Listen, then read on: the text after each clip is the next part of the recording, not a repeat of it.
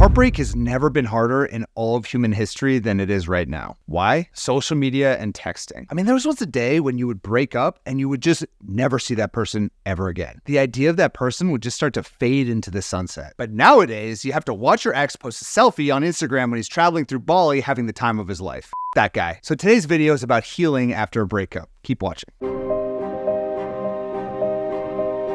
Hey there, my name is Adam Dolce from lovestrategies.com, where we help successful single women get out there and attract long-lasting love and do it with a proven strategy. Now, I believe that breakups are really confusing and painful because it causes a loss of identity. You begin to wonder, who are you without your partner? And so when a relationship ends, it's not surprising to have that just total loss of identity. Like, who am I? What am I doing here? You begin to question, like, what are you supposed to do with your life? And the longer you are together with your ex, the more intertwined your identity is. I mean, your activities, your friends, your family, your inside jokes, your finances. I mean, it just all becomes part of this one identity. And so if we can agree that the loss of identity is a huge problem throughout the breakup, then the solution to heal your heart is really identifying and developing a new identity for yourself. It's allowing you to establish a sense of who you are on your own without your partner. And this stage actually presents us with an incredible opportunity for growth. So here are a few basic steps to healing after a breakup, and notice that none of these really have much to do with a relationship.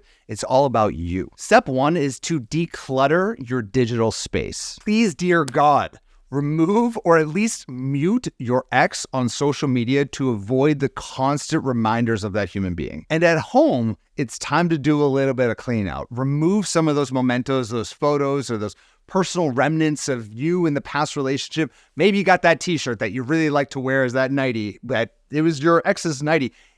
Put it away or throw it away. Create some space for new memories. And I'm not saying you need to like dramatically burn everything in a campfire. Just put everything out of sight, out of mind for right now so you can just declutter your entire space. Step two, systematically find your support system. I say the word systematically because you want to be very intentional about surrounding yourself with friends, family, or support groups that can really lend that sympathetic ear, provide that distraction, or even just offer a fresh perspective. And this requires effort. Reaching out to old friends, finding a really good therapist, reaching out to family and spending time with them, and really being able to talk through and kind of break down what happened in the relationship and really be able to just let out some of that emotional energy that you have within you. And if you don't have anything like that, I'm, of course, happy to be a part of your support system. That's a lot of what we do at lovestrategies.com with all of our coaching.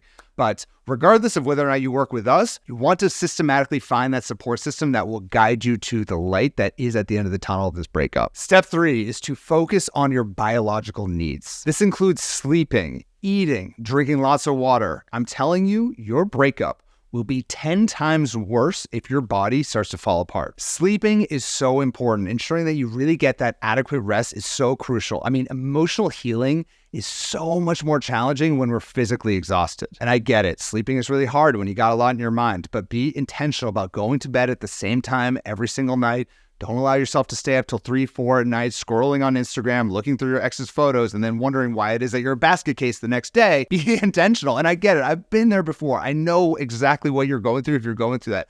But be intentional about getting yourself on the right sleep schedule, because this is just going to make this entire healing process so much easier. Eat well. Now, something that is directly within your control is eating well. If you're eating the right type of clean foods, it's going to keep your mood stable and your energy levels consistent. And please stay hydrated. Drinking enough water supports just overall health and cognitive function. Number four is to engage in what's known as flow activities. Flow is a state of mind in which a person becomes fully immersed in an activity. Flow can come from a lot of different forms. I'm actually in flow right now as I'm speaking to all of you because I'm fully immersed in this current activity. I wouldn't have time to think about like my ex or anything like that because I'm totally focused on shooting this video right now. But you're probably not shooting videos for YouTube. So for you, seek activities that just absorb all of your attention and challenge you enough that you kind of forget the world around you. I mean, this could be a hobby, a sport, I don't know, a new work project, or even socializing with new people. All of this can get you into flow. It's that feeling when kind of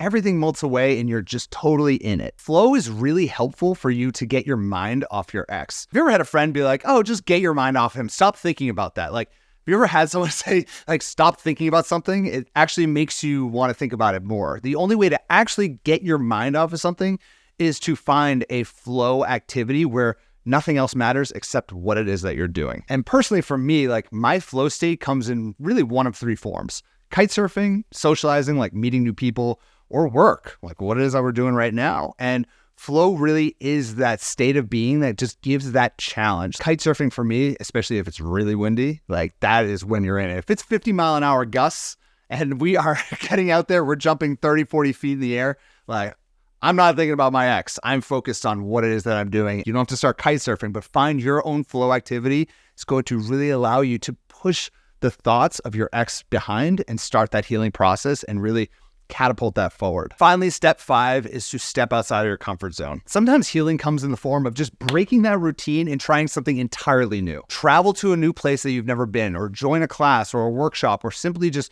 change up your daily routine in a way that makes your life better or makes you feel healthier. Learning a new skill, or even like changing your clothing, doing something that's a little outside of your comfort zone will help you start to really create your new identity that is no longer intertwined with your ex. It's going to allow you to start to kind of be your own person. So really be willing to take that step out of your comfort zone and do something that, I don't know, makes you a little bit nervous, but once you do it, you're going to feel even better. And whatever you do not go running back to your ex until you start redefining your identity. You will not heal by going back to what broke you. And if you love a little bit of support on your journey, or you'd like a little more information about how to overcome heartbreak and just create that love life that you truly deserve, we're here for you anytime, lovestrategies.com. Thank you so much for watching, and I'll speak to you, you beautiful lady, next week. Bye-bye.